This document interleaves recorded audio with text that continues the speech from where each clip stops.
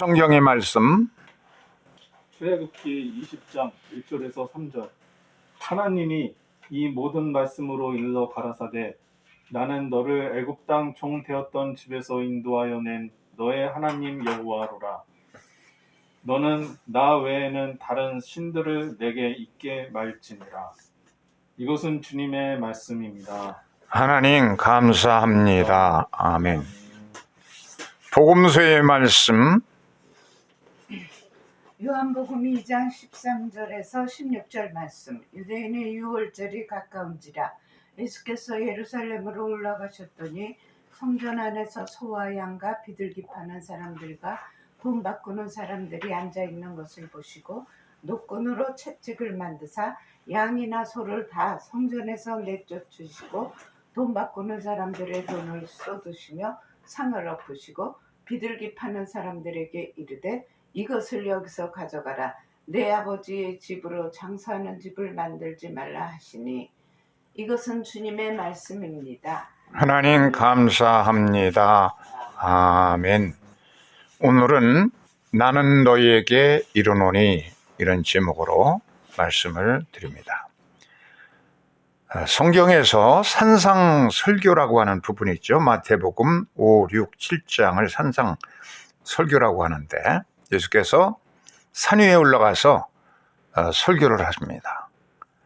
이때 팔복의 말씀과 여러 가지 주옥 같은 말씀을 주셨는데 이 말씀의 요지를 보면은 마태복음 5장 22절에 나는 너희에게 이르노니 형제에게 노하는 자마다 심판을 받고 나는 너희에게 이르노니 에골레고 이런 내가 너희에게 에골레고 힘은 너희에게 말한다 하는 이 기절이 마태복음 산상수훈에 계속 반복해서 나옵니다. 이것은 옛사람에게 말한 바 구약시대 때 모세에게 말씀을 주어서 사람들에게 전해졌던 모세가 너희들에게 전해주었는데 그 옛사람은 이렇게 말했지만 나는 너에게 이렇게 말한다 하고 예수께서 구약의 율법에 대한 새로운 해석을 해주시는데 이런 말씀들이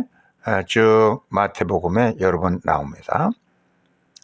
나는 너희에게 이르노니 여자를 보고 음욕을 품는 자마다 마음에 이미 간음하였으니 옛사람은 모세는 뭐라고 그랬느니 간음하지 말라 그렇게 했지만 예수님 뭐라고 그러냐면 그 하나님 주신 그 말씀의 근본 뜻은 뭐냐면 너의 마음속에 음욕을 전부 버려라 하는 것이라는 얘기예요. 그래서 마음의 청결, 마음의 동기를 더 예수께서 보신 것입니다. 마태복음 5장 32절에 보면 나는 너희에게 이르노니 누구든지 음행한 연고로 이렇게 또 모세가 준 말씀에 대해서 새로운 해석을 합니다. 마태복음 5장 33절에도 나는 너희에게 이르노니 도무지 맹세하지 말라. 하늘로도 말고 예루살렘으로도 말고 오직 이해할 것은 이해하고 아니할 것은 아니오해야지. 사람들은 그냥 자주 맹세합니다. 옛날 청문회가 처음 생겼을 때에 권사라고 하는 분들이 청문회장에서 전부 생중계하는데 내가 성경에 손을 얹고 맹세한다 그러면서 자기들이 진실성을 입증하려고 했는데 전부 그것이 거짓으로 드러났어요. 어떤 사람은 내가 뇌물을 받았으면은 동두천 역에서 동대구역에서 활복 자살하겠다. 다 드러났는데 감옥 생활하면서도 여전히 그런 맹세는 지키지 않죠. 별의별 맹세를 합니다. 어떤 사람은 내 손에 장을 지지겠다. 그런데 자기의 거짓을 입증하기 위해서 그렇게 함부로 맹세해 사람들이. 예수께서는 이해할 것은 이해하고 검은 것은 검다고 흰 것은 시다고 진실만 얘기하면 되었지 구태여 그것을 입증하려고 그냥 맹세하노니 그런 소리 하지 말라 하셨어요. 마태복음 5장 39절에 보면 나는 너희에게 이르노니 악한 자를 대적하지 말라. 누구든지 내 오른편 뺨을 치거든 왼편도 돌려대며 이렇게 하면서 악한 사람들에게 맞대응하지 말아라. 오른편 뺨을 치는 자에게 왼편도 돌려대고, 속옷을 가지고자 하는 자에게 겉옷까지 주고, 오리를 가져가든 심리까지 통행해 주고, 구하는 자에게 주고 거절하지 말아라. 이게 악한 사람들에게 그냥 똑같이 이는 이로 눈은 이로로 눈은 눈으로 그런 식으로 맞대응하다 보면 세상은 더 악랄해지고 더 엉망진창이 된다. 그러니 이렇게 성도들은 더 손해보면서 주면서 그렇게 사랑으로 온유함으로 대해야 세상의 질서가 더욱 잡힌다고 말씀하셨어요. 그 다음에는 5장 44절에 보면 나는 너희에게 이르노니 너희의 원수를 사랑하며 너희를 핍박하는 자를 위하여 기도하라. 이렇게 해서 세상에 너희들이 싫어하는 그런 원수가 있는데 그들에게 저 사람이 나에게 이렇게 대해줘서 나는 한가 더 악하게 해줘야지. 복수해야지. 그런 보복 심리를 갖지 말라. 그러니까 톨스토이는 예수님의 이와 같은 금지, 산상순에 나오는 금지 명령을 5개로 요약했어요. 분노하지 말아라. 살인하지 말라는 것은 속에 분노하지 말라는 얘기입니다. 이미 분노하면은 이 속에 악한 마음이 있기 때문에 분노를 금지하는 분노 금지. 두 번째는 이 색정을 음란한 마음을 갖지 말라. 세 번째는 맹서를 금지하고, 네 번째는 악에 맞대응하지 말고, 그리고 원수에게 보복 심리를 갖지 말고 사랑으로 대해라. 이런 5가지 금지 명령을 예수님이 산상수훈에서 찾아가지고 이대로 행하려고 굉장히 자기의 모든 소설에 이것을 밝혀주고 있습니다. 그 가운데 하나가 산상설교를 소설로 하는 가장 참 무게 있는 작품이 대자라는 소설이에요. 어떤 가난한 농부에게 아들이 태어났어요. 그래서 이 러시아에서는 전부 이제 온 국민들이 거반 다 크리스찬입니다. 날 때부터 전부 이제 세례를 받아야 되는데, 세례를 받으려면은 대부분 캐토릭이나 개신교에서는 부모가 신앙생활을 하면은 이제 세례를 주는데, 러시아 정교회는 그렇게 하지 않고 부모 가지고 안 되고 주변 사람들까지도 사회적으로 다 영적인 영향력을 줘야 이 아이가 하나님의 자녀로 클 수 있다. 그래서 대자, 대부모 그런 관계가 있습니다. 그러니까 이 아이를 영적으로 책임져 줄 후견인, 증인으로서 남자, 갓파더가 있어야 되고 갓마더가 있어야 되고 영적 부모가 있어야 그들의 후견인이 되고 보증이 되어서 신부 앞에 나가서 이제 세례를 받을 수가 있어요. 그런데 이 사람은 동네 사람이 너무 가난하다 보니까 이 아이의 대부가 되려고 하는 사람이 하나도 없어요. 그래서 내가 너무 가난하다 보니까 사람들 무시하는구나 해서 이웃 동네로 빨리 가서 대부가 정해져야 세례를 받으니까 이웃 동네로 가고 있었어요. 근데 길을 가다가 이 나그네를 만났는데 어디를 그렇게 급히 가시오? 우리 집에 아들이 낳았는데 세례를 받아야 되는데 대부로 세워줄 사람이 동네에 하나도 없습니다. 이웃 동네로 갑니다. 그러니까 내가 그럼 대부를 맡아주겠소. 그러면은 고맙습니다. 근데 대문은 어떻게 할까요? 대문은 읍내로 가면은 거기에 큰 상인이 있는데 그 상인에게 부탁하면 자기의 딸을 보내줄 거요. 그래서 그 상인 딸을 이제 보내줘가지고선 둘이 세례를 보증해서 아이가 세례를 받게 됩니다. 그래서 세례를 받으려면은 여기 대부모가 아이를 안고 가야 돼요. 그래서 신부 앞에 가면은 신부가 세례탕 앞에 가서 세례탕 동쪽에는 성부, 성자, 성령을 상징하는 촛대가 셋이 서 있고 여기서 이제 세례식을 베푸는데 기독교 종단들 가운데 가장 엄숙하고 장엄한 세례식을 갖습니다. 그렇게 해서 이제 세례를 다 마치면 그때서야 가서 이제 부모에게 아이를 전해주는 그런 습관이 있습니다. 이 아이가 이제 컸어요. 무럭무럭 아주 잘 자라가지고 무탈하게 잘 자라서 10살 때 되어서야 학교에 입학을 했는데 남들은 5년 배울 것을 1년 만에 다 수료했어요. 다 마쳤어요. 그런데 더 이상 이 아이를 키울 교사도 없고 학교도 없고 그래가지고서는 참 수재였고 영재였기 때문에 가르칠 교사나 학교가 없었던 겁니다.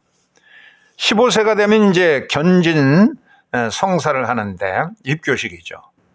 부활절 때에 이제 견신 성사를 마치고서 대모는 읍내의 상인의 딸이기 때문에 거기 가서 이제 부활절 인사를 하고 아버지에게 나의 대부는 누구죠? 그러니까 그분은 살았는지 죽었는지 모르겠구나. 나도 몰라. 그럼 제가 한번 찾아보겠습니다. 그럼 이제 길을 따라서 대부를 찾아서 가는데 길에서 한 노인을 만났습니다. 어디를 그렇게 급히 가고 누구를 찾나? 예, 대부를 찾아갑니다. 아버지에게 물어보니까 대부의 생사도 모른답니다. 나그네가 내가 네 대부다. 너를 눈여겨보면서 오늘날까지 늘 기도하고 있단다. 그러면서 오늘은 내가 바쁘니까 볼일을 봐야 되겠고 내일 해 뜨는 쪽으로 내가 계속 숲속을 걷다 보면 거기에 궁전이 나오는데 거기가 내 집이니까 거기서 보자 하고 약속하고 헤어졌어요.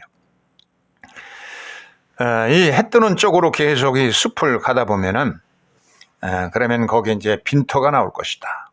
그럼 빈터에서 어떤 일이 생기는지 보고 그리고 숲을 지나면은 거기에 노란 지붕에 궁전 같은 집이 나오는데 여기가 나의 집이니까 거기서 너를 기다리고 있겠다 하고 이제 대부하고 그렇게 말하고 사라졌어요. 이 사건을 통해서 우리는 먼저 매사에 예고편이 있고 경고가 있다. 우리가 살아가는데 어떤 큰 일이 생기려면은 미리 경고가 있습니다. 집안 식구들의 꿈을 통해서도 경고한다든지 뭔가가 예고가 있습니다. 이 대자에게도 숲속에 그래 우리의 대부께서 동쪽으로 가랬으니까 이 숲을 동쪽으로 계속 가보자.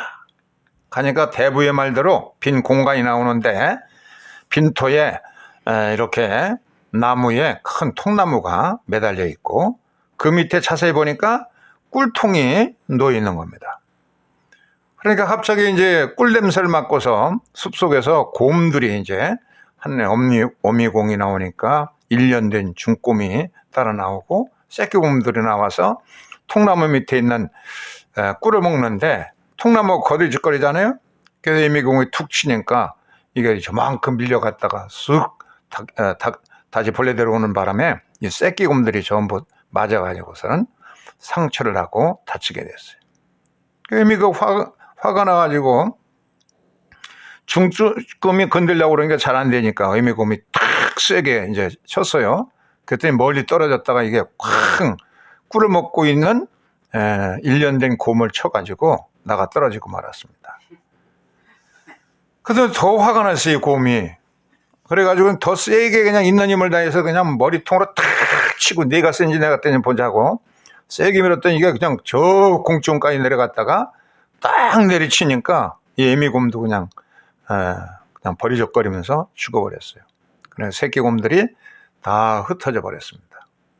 그래서 이 동쪽으로 다시 계속하면서 이 대자가 이게 무슨 뜻일까? 분명히 무슨 뜻이 있을 텐데 그런데 알 수가 없었습니다. 그러다가 이제 숲에 끝나는 곳에 가보니까 정말 이렇게 큰 대로 같은 집이 있고 지붕에 노란 황금색의 궁궐이 나오는데 거기 입구에 대부께서 이미 기다리고 환하게 맞아주는 것이었습니다. 입구 이제 안으로 들어가 보니까 아주 의리의리한데 대부께서 내가 이제 예출하거든 이 궁전 안에 마음껏 정원도 걸어보고 즐기거라. 그런데 단 한 가지 내가 명심할 것이 있다. 이 문은 절대로 열어서는 안 된다. 그래서 도대체 그 문이 뭔지 모르지만 하여튼 대부가 떠난 다음에 출한 다음에 보니까 정원이 너무 아름답습니다. 뭐 휘황찬란하고 갖가지 꽃들도 있고 시냇물에는 이름 모를 고기들이 이렇게 수영을 하고 다니고 있고 너무 아름다워요. 화려한 이곳에서 3시간을 산책하며 즐겼는데 세상 시간으로 벌써 30년이 실제로는 지나간 것이었습니다. 그래서 이제 다시 안으로 들어와서 도대체 이 방 안에는 뭐가 있길래 이걸 들어가지 말라고 했을까? 너무 궁금해서 호기심에 한번 슬쩍 이렇게 열어봤어요. 그랬더니 문이 봉인이 떨어지면서 확 열려서 그 안에 들어가 보니까 거기 안 중앙에는 이런 옥좌가 있고 거기에 홀이 있는데 옥좌에 앉아서 홀을 딱 쉬니까 벽면에 스크린이 생기면서 세계의 모든 것이 다 보입니다. 원하는 것은 전부 컨트롤 타워였어요. 세계 컨트롤 타워예요, 여기가. 그래서 자기 집은 어떤가 하고 이렇게 봤더니 마침 자기 고향집에 자기 집을 보니까 아버지가 추수를 맞춰놓고 들판에다가 곡식을 놨는데 바실리라는 도적이 들어와 가지고서는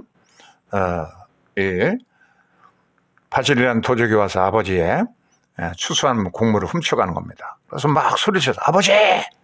도적이 곡물을 훔쳐가요. 그러니까 아버지가 꿈에서 깨어가지고 아유, 이 꿈에 내가 도적 맞는 꿈을 꿨는데 빨리 가보자. 바실리가 훔쳐가고 있어 정말. 그래서 그놈을 잡아서 감옥에 쳐넣습니다. 그 다음에 우리 대모 집은 어떻게 되는가 하고 보니까 대모가 잠든 사이 남편이 예도하러 밖에 나가서 바람을 피우고 있었어요. 그래서 뭐 대모에게 깨우쳐가지고 소리쳐서 당신 남편이 지금 바람 피우고 있어요. 그러니까 대모가 벌떡 일어나서 아이고 꿈도 나쁜 꿈이다. 그러면서 달려가서 현장을 급속해서 그 두 남녀를 갖다가 사람들에게 그냥 이렇게 망신을 주고 남편도 집에서 내쫓았어요. 어머니는 어떻게 하고 있는가? 자기 집안을 보니까 어머니가 잠든 사이에 강도가 들어서 도끼로 어머니를 죽이려고 하는 겁니다. 그래서 너무 급해가지고 자기가 쥐고 있던 호루가 탁 던지니까 그 자리에서 도적이 직사했습니다. 그렇게 도적이 죽자마자 모든 것은 본래 상태로 돌아오고 그때에 대부가 딱 들어와서 야단치는 겁니다. 너는 내가 금지한 것을 네가 이렇게 범했구나. 이후의 형편을 보거라. 벌써 세월이 지나갔어요. 그래서 보니까 이 도둑은 아버지가 감옥에 보내가지고 1년 동안 감옥에 있으면서 거기서 악한 악랄한 소매치기들 열세자 전문꾼들을 만나가지고 범죄 수법이 그냥 아주 능숙하게 되어가지고 나와서 아버지의 집을 불태워버리고 동네 이곳저곳 다니면서 범행하고 악행을 썸지 않습니다. 그냥 집안도 망신창이가 되고 동네도 망신창이가 되었어요. 대모 집안은 어떻게 되는가 보니까 대모 남편과 그 정부는 더 타락해가지고 동네에 소문났으니까 아주 노골적으로 범행을 하고 다니고 대모도 신세를 한탄하면서 술로 세월을 보내게 됐어요. 또 어머니는 어떻게 됐는가 보니까 도끼에 맞아 죽인 그 강도가 나 때문에 죽었다. 그런 죄책감에 엄마도 그냥 날마다 슬픔 속에서 불행하게 세월을 보내고 있었습니다. 그래서 대모가 봐라. 너는 네 깐에는 내가 잘했다. 도둑도 잡았으니까 잘했고 또 대모 남편도 혼내줬으니까 잘했고 또 어머니 죽을 것을 내가 살려줬으니까 잘했고 이 대자가 생각하기에는 모든 게 자기가 한 것이 호를 지고 다 잘한 거예요. 그런데 보니까 지내고 보니까 전부 이것이 엉망진창이 되었던 겁니다. 너는 내 깐에는 잘했다고 생각했지만 너는 곰처럼 행했다. 곰도 처음에 조금 흔들렸을 때에 포기했으면 될 텐데 더 세게 밀자 1년 된 곰을 죽였고 더 세게 밀치다 보니까 자기까지 죽고 말하지 않았네요. 우리 인생들이라는 게 바로 이 곰과 같은 것이다. 곰을 통해서 너희가 경고를 받았는데 너는 무지했기 때문에 이렇게 너에게 홀이 주어졌지만 세상을 좋게 하기보다는 네 가정도 망가뜨리고 대모 가정도 망가뜨리고 그리고 어머니도 평생을 근심 가운데 살겠지 않느냐. 네가 죽인 그 도적은 성자가 될 사람이었다. 연쇄 살인범이었는데 네 어머니를 죽인 것을 마지막으로 해서 크게 회개하고 성자가 될 사람을 너는 죽였으니 너는 그의 죄값을 치러야 된다. 이러면서 은자가 너 동쪽으로 계속 가다 보면 음자를 만날 텐데 그에게 지난 노정에서 했던 일을 전부 말해주면은 은자가 너에게 여러 가지 제시할 것이다. 그렇게 말씀하시고 이제 거기서 나오게 됩니다. 우리 인생이라는 것은 곰처럼 이 대자만 그런 것이 아니라 만약에 우리가 하나님 자리에 올라서서 권세를 갖는다 할지라도 모든 것이 나의 중심으로 내 생각대로 내 깐에는 잘 해놨다. 그렇게 생각하지만 실질적으로는 더 세상을 엉망진창으로 해놓는다는 것입니다. 두 번째는 이렇게 첫 번째 예고편은 곰을 통해서 미리 다 알려줬습니다. 그런데 곰과 같이 자기도 행하고 말았어요. 자기의 모든 권한이 주어질 때도 자기 의지로 생각했기 때문에 엉망진창으로 만들어 놓은 것뿐입니다. 두 번째는 우리의 일상생활 속에서 답이 들어있다는 사실을 우리에게 알려주고 있습니다. 태자가 이제 길을 쭉 가다 보니까 동쪽으로 움막에 있는 은자를 찾아서 이제 가는 겁니다. 그런데 어느 밭에 이르렀어요.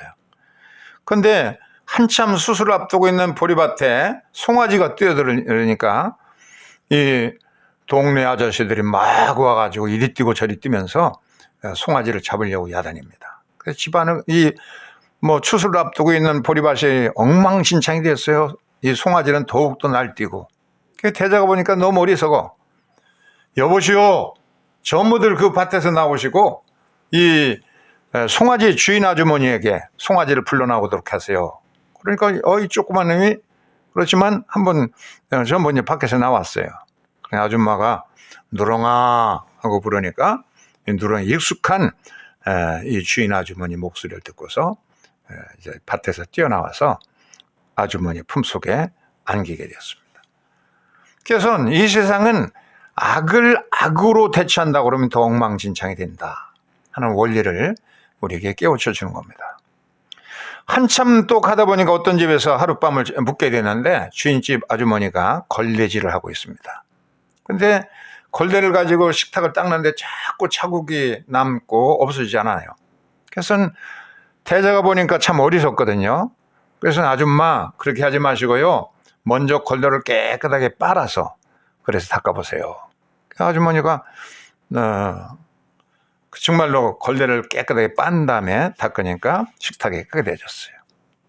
이와 같은 일을 통해서 먼저 사람은 자기 자신을 깨끗하게 해야 자기가 깨끗해진 다음에 너의 마음이 청결하면 그러면 하나님 보리라 말씀하셨는데 청결해져야 내가 먼저 깨끗해져야 주변도 세상에게도 기여할 수 있다 하는 것을 알려주는 겁니다. 한참 더 가다 보니까 어떤 농부들이 수레를 만들고 있는데 수레바퀴를 만드는데 아무리 해도 이게 되지 않은 겁니다. 이게 굽혀지질 않아요. 그래서 태자가 보니까 어리석어. 아저씨 그렇게 하지 마세요.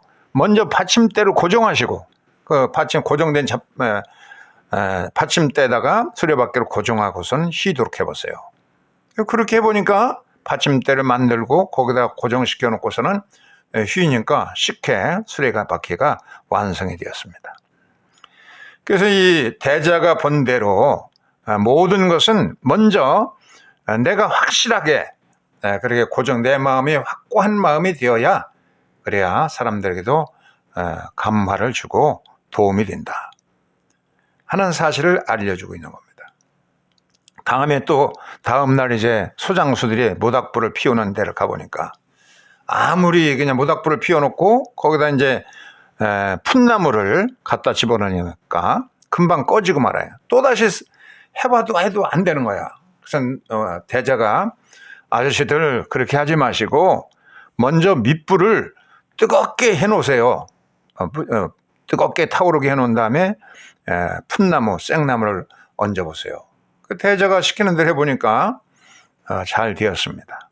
그래서 내가 먼저 뜨거워져야 뜨거운 사랑의 마음을 가져야 생자 사람들에게도 불을 붙일 수가 있다 하는 원리를 알려주는 것이었습니다. 이렇게 이 세상에는 걸레의 원리처럼 걸레를 깨끗하게 빤 다음에 치워야 이렇게 되듯이 내가 먼저 내 심령이 청결하는 마음을 가져야 된다. 수레바퀴를 만드는데 먼저 고정된 받침대에다 놓고 해야 쉽게 되어지는 것처럼 주께 확신을 가지고 내가 확고한 정신을 가져야 그것이 다른 사람에게도 감화를 준다. 세 번째는 내가 주의 사랑으로 뜨거워지고 순수한 사랑의 열정을 가져야만 생짜나무 같은 인생들에게도 완악한 사람에게도 감화를 줄 수 있는 것이다 하는 원리를 우리의 일상생활에서 모든 것을 가르쳐주고 있다는 겁니다. 세 번째는 진심 어린 눈물은 아무리 완악한 사람의 마음일지라도 녹인다는 원리인 겁니다. 이 대자는 길을 하루 종일 걷다 보니까 한 암자가 나오고 그 암자에 계시는 은자를 만날 수 있었어요. 그래서 이 은자가 바로 나의 대부께서 말씀하신 분이구나 하고선 인사를 드리고 저는 큰 죄인입니다. 죄뿐만 아니라 남의 죄도 맡아야 되는 그런 큰 죄인입니다 하고 인사를 드렸어요. 그러면서 자기의 길에서 겪었던 모든 그런 그 보리밭에서 송아지 날뛰던 송아지 사건, 걸레를 깨끗이 빨아서 닦은 일, 또 수레바퀴 만드는 일, 소장수들이 모닥불 얘기를 쭉 이제 길에서 겪은 일을 이 은자에게 들려줬어요. 그래서 이제 은자가 아무 말 없이 듣고 있더니 도끼자루 하나를 주면서 사과나무 한 그루 내로 가서 이 도끼를 가지고 이 사과나무를 세 토막을 만들어가라. 밑둥을 가지고 세 토막을 만들어 가지고 그것을 모닥불에다가 피워서 이 사과 밑둥들이 전부 새 토막들이 불타게 하거라. 그런 다음에 타다 남은 옹이들이 있을 것이다. 그러면 땅을 파고 새 옹이를 땅에다 묶어라. 그리고 저 밑에 시냇물이 흐르는데 계곡 밑으로 가서 시냇물을 입으로 머금고 와가지고서는 이 타다가 남은 옹이들 묻어놓은 데다가 첫째 옹이 타다 남은 토막에는 그런 걸레 정신으로 내 마음을 청결하게 해주십시오 하는 그런 소원을 가지고선 물을 뿌려주고, 그리고 두 번째 옹이에는 이 수레바퀴 농부에게 알려준 것처럼 내 마음이 주님께로 확고하게 매달리게 하옵소서 하고 기도할 마음으로 물을 품어주고, 셋째 옹이에는 소장수에게 모닥불 원리를 가르친 것처럼 먼저 뜨거워지게 내 심령의 주의 사랑으로 뜨거워지게 불타게 하옵소서 이런 마음을 가지고서 싹이 나올 때까지 물을 쉬도록 해라. 그래서 그렇게 물을 줍고 그렇게 하다 보니까 배가 고팠어요. 그래서 음식을 얻어먹을 요량으로 은자의 집에 막사를 갔더니 그 침상 위에 은자께서는 바로 누워서 돌아가셨어요. 그래서 땅을 파가지고 은자의 묘지를 만들어 줬습니다. 그리고 이제 계속해서 물을 길어다가 입으로 품어 주었습니다. 첫째 나무에게는 내 심령이 주의 보혈로 깨끗하게 씻김받고 청결하게 하옵소서. 두 번째 옹이에는 내 심령이 확고하게 주님께 대한 확신을 가지고 담대해지게 하옵소서.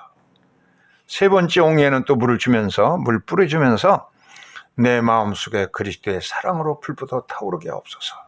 이렇게 이제 기도하면서 세월이 지나갔어요. 그런데 동네 사람들이 은자를 생각하면서 이제 음식을 전해주던 사람들이 이제 와가지고서는 여러 가지 선물도 갖다 놓아주고, 그리고 빵자루도 갖다 주고 선물을 놓아주고 합니다. 그렇지만 이 대자는 자기의 필요한 양식만 먹고, 그리고 필요한 것만 쓰고 이웃 사람들에게 전부 이제 나눠주게 됩니다. 그러다 2년의 세월이 지나갔는데 어떤 신사가 이제 왔어요. 그러면서 나는 강도야. 그러면서 이 강도에게 회개하라고 그러니까 하나님은 너나 믿어 네가 2번 하나님이라는 소리를 했으니까 2사람을 줄 것이다. 그런데 실질적으로 음포만 놓았지 사람을 죽이지는 않았습니다. 다시 8년의 세월이 지나갔는데 이제 생각해 보니까 그동안에 이 운막의 전 주인인 은자께서 베푸신 은덕으로 동네 사람들이 이 후계자가 왔으니까 모시는 심정으로 자기가 명서를 얻고 있는 것이었어요. 그래서 나이도 이렇게 늙어가지고 자기도 이제 수염도 나고 머리도 허해졌는데 그런데 이렇게 더 깊은 산속으로 가서 이런 사기에 만난 조그만 운막을 다이가 짓고 그리고 살려고 하니까 강도가 나타났어요. 8년 후에 이렇게 나타나가지고 깊은 산속에서 뭘 먹고 살려고 그랬어요. 하나님의 준비한 것을 먹으려고 합니다. 없으면 죽어야죠. 의식주를 난 초월했습니다. 그러니까 칼을 빼고 하나님 믿으라고 하고 말하니까 덤비는 것이 이제 무서워서 도망갔습니다. 그때 이튿날 가서 보니까 우미 첫째 이 불탄 옥리에 그 싹이 돋아났어요. 10년의 세월이 지나간 겁니다. 의식주를 초월하고 모든 걸 비우니까 이렇게 10년 만에 첫째 토막에 우미 돋아났어요. 그리고 나뭇가지에는 누가 갖다 놨는지 이 빵 그릇이 매달려 있었습니다. 그래서 그걸 먹을 떨어지면은 또 누군가 갖다 놓고 떨어지면 또 갖다 놓고 이렇게 10년의 세월이 지나갔는데 이 강도가 다시 칼을 빼들고 나타나가지고서는 어떤 사내를 갖다가 꽁꽁 묶고 입에는 자갈을 물려가지고 끌고 가면서 막 괴롭히는 겁니다. 이놈이 부잣집 아이인데 부자 상인집 아이인데 이렇게 돈을 내놓지 않는다고. 이놈이 돈 내놓을 때까지 내가 괴롭히는 거라고. 그러니까 이 대제가 가서 제발 그 아이를 풀어주시오. 남의 일에 참견하지 마 하고 목에다 칼을 집어대도 두려움 없이 제발 그 아이를 풀어주라고 그러니까 그 담대함에 놀라가지고 전에 도망치더니 왜 이러고 어디서 용기가 생겼나 그러면서 꽁꽁 묶여있던 이 아이를 전부 풀어줍니다. 2번째 옥리에 20년의 세월이 지나니까 둘째 옥리에 불탄 옥리에도 이제 싹이 났어요. 30년이 지나갔습니다. 30년이 지났는데 강도가 칼 들고 나타나는데 근데 왠지 보니까 측은해 보입니다. 그래서 그냥 눈물을 흘려가면서 제발 강도짓 하지 말고 회개하고 주님 믿으라고 그렇게 얘기하는 이 강도가 갑작스럽게 그냥 무릎을 꿇고 엉엉 울면서 그냥 흐느껴 울면서 뜨거운 심정으로 이제 눈물 흘리는 거야. 이 노인이 이제 다 되었죠. 30년의 세월이 지나갔으니까. 그래가지고서는 이 강도도 눈물을 주르륵 흘리면서 당신이 이겼소이다. 처음에 이렇게 사람들을 피해서 깊은 산속으로 들어갈 때 나는 감동을 받고 그를 이제 빵을 걸어들기 시작했어. 칼을 들고 들여도 그 꽁꽁 묶어놓은 아이를 상인 아이를 풀어주라고 담대하게 외쳤을 때 다시 감동이 와서 내가 은혜를 감동을 받았소이다. 수료받기의 정신이었습니다. 그리고 이제 30년이 지나서 나를 뜨겁게 붙잡고 뜨겁게 우는 그 눈물에 이제 내 완악한 마음도 완전히 녹아내렸습니다. 이것은 밑불의 원리였습니다. 먼저 불을 뜨겁게 달고 놔야 그 다음에 완악한 마음들도 녹일 수 있다는 겁니다. 이렇게 하는 시간 동안